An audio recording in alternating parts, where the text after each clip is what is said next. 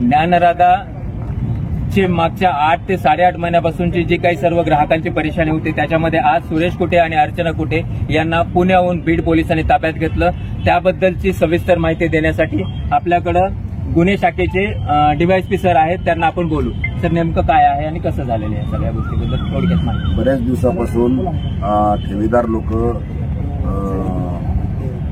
च्या मनात संभ्रम निर्माण झालेला होता। काही शाखा बंद व्हायच्या, कधी सुरू व्हायच्या त्या ज्ञानराधा मल्टीस्टेट बँकेच्या। त्याच्यामुळं त्या दरम्यान काही ठेवीदारांनी कोर्टामध्ये दाद मागितली, त्याप्रमाणे कोर्टामधून आदेश आले पोलिसांना गुन्हे दाखल करण्याचे।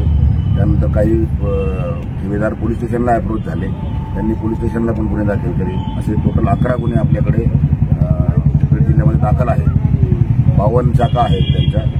त्याप्रमाणे आता प्रमुख आरोपी जो आहे सुरेश ज्ञानोबा कुटे यास व त्याचा दुसरा संचालक त्या बँकेचा आशिष पद्माकर पाटोदेकर याला महत् प्रयासाने आणि अतिशय गोपनीयता बाळगून त्यास माननीय पोलीस अधीक्षक साहेब, माननीय विशेष पोलीस महानिरीक्षक साहेब यांचे मार्गदर्शनानुसार श्री सचिन पांडकर अप्पर पोलीस अधीक्षक, मी स्वतः आणि आमचे पोलीस निरीक्षक दर्जाचे सर्व अधिकारी आम्ही पुण्यामध्ये पानेर येथे त्याच्या फ्लॅटवर छापा घातला आणि त्यांना आम्ही दोघांनाही सुरेश कुटे व पाटोदेकर या दोघांना पण आम्ही ताब्यात घेऊन आता त्या पुढची प्रोसिजर जी अटकेची आणि रिमांडची ती माजलगावच्या गुन्ह्यामध्ये त्यांना आम्ही अटक केलेला आहे।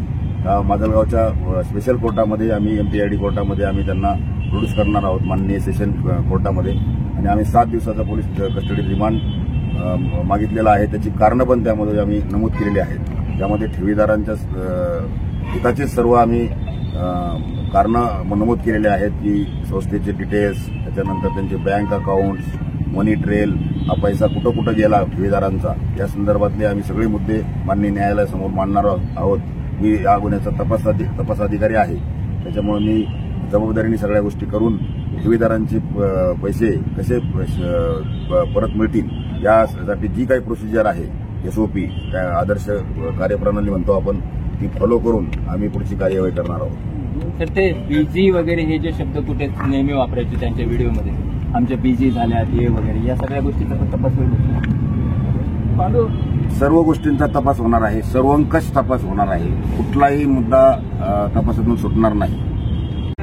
ठेवीदार या नात्याने आज हा जो प्रकार झाला, त्यांना अटक करण्यात आली, हा जो प्रकार झाला ठेवीदारांच्या दृष्टिकोनातून हे फार मोठं दुःख आहे की मल्टीस्टेट जिजाऊ मल्टीस्टेटमध्ये ज्यावेळेस हे गुन्हे दाखल झाले त्यावेळेस त्या लोकांना अजून 1 रुपया मिळायला तयार नाही। पण हे जर गुन्हे दाखल झाले तर ह्या आमच्या ठेवीदारांना पैसे मिळतील का, हा फार मोठा प्रश्न। मग काय करायचं इकडे गुन्हे?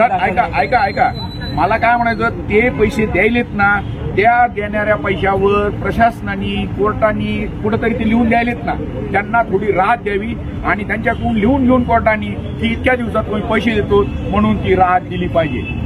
आणि कोर्टाला सुद्धा एक विनंती करायला काय हरकत नाही की जसं मागं झालं, ही लेंदी प्रोसिजर आहे, फार लेंदी प्रोसिजर, 5-7 वर्ष जातील, काही ठेवीदार आत्महत्या करतील, मग त्यावेळेस कुणी पाहायचं। आता मी रिटायर झालेला माणूस आहे, मी काय करायचं, माझे पैसे तिथं असे कितीतरी रिटायर आहेत, भाजीपाले आलेत, ह्याचे लोक आहेत कोणते की जे पिकमी तयार करत होते ते बी अडकलेत। म्हणजे एक लक्षात घ्या की ज्या गोष्टी व्हायला पाहिजे होत्या त्या गोष्टी आतापर्यंत घडल्यात, परंतु एक प्रशासनालाही एक सांगण्याचं माझं एक मत होतं की ठेवीदाराच्या दृष्टिकोनातूनही विचार झाला पाहिजे। नसता तुम्ही तर अटक केली, मग जे माझी जवळ झालं ते जर ह्यांचं झालं तर किती अवघड परिस्थिती होणार आहे हे तुम्ही समजून घ्या। या आधीही पोलीस प्रशासनाने आम्हाला आश्वासन दिले होते। पोलीस प्रशासनाने खाडे साहेबांकडे आमची मीटिंग झाली होती, त्यावेळेस प्रारंभचे संपादक जालिंदरजी दांडे, कार्यक्रमचे कार्यकारी संपादक बालाजी मारगुडे सर हे उपस्थित होते। त्यावेळी सर्व व्यापारी उपस्थित होते। प्रशासनातलाच माणूस चोर निघाला, प्रशासनाचा माणूस त्यावेळेस आमच्या अंगावर आला, आमचे त्यांचे क्लॅशेस झाले, त्यानेच आम्हाला थांबवलं। आतापर्यंत त्यांनीच व्यापाऱ्याला आणि शेतकऱ्याला एडत काढलं. त्यानंतरही समजा आज आणूनही अशीच घटना घडली तर आजपर्यंत 1.5 वर्ष झालं आम्ही काय करा. दुसरी गोष्ट, ज्या माणसाने आम्हाला अडवलं, ज्यांनी रोखलं, ज्यांनी व्यापाऱ्याच्या अंगावर गेला, त्याच्याच घरात काय म्हणतात सोन्याच्या इटा आणि कुटे साहेबांचे जे पैसे खाल्लेले होते ते पैसे त्याच्या घरात मिळाले. तर आज बी जरी पोलीस प्रशासनाने इथं आणून समजा प्रशासनच पहिलं मॅनेज होतं, त्यांना पुढे काय घडलं तर आम्ही काय करा. याच्यामध्ये ज्या गोष्टींचा या तपासाशी काही संबंध नाही, ती जी केस झालेली आहे अँटी करप्शनची, ती वेगळी केस आहे, वेगळ्या बँकेची आहे, बँकेसंदर्भात झालेली आहे. त्याचा आणि ज्ञानराधाचा कुठलाही संबंध नाहीये. ज्ञानराधाचे आयओ पण वेगवेगळे आहेत आणि एकत्रित माझ्याकडेच येणार आहे तपास सगळे. त्यामुळे मी सर्वांना आश्वस्त करतो, अगोदर पण केलं, की ठेवीदारांचे ज्या काही हिताच्या बाबी असतील त्या पुढे आम्ही रेटून नेऊ आणि माननीय न्यायालयासमोर सगळ्या बाबी स्पष्ट करू, माननीय महाराष्ट्र शासनासमोर सुद्धा, आणि त्याप्रमाणे पुढील कार्यवाही करू. तर ज्ञानराधाबद्दल आपल्यासमोर पोलीस उपाधीक्षक गोल्डे सरांनी त्यांची भूमिका स्पष्ट मांडली. बघूया पुढे ठेवीदाराच्या हिताच्या कोणत्या कोणत्या गोष्टी होतात. मी डॉक्टर लड्डा, दैनिक लोकप्रश्न सह महाराष्ट्र न्यूज बुलेटिन.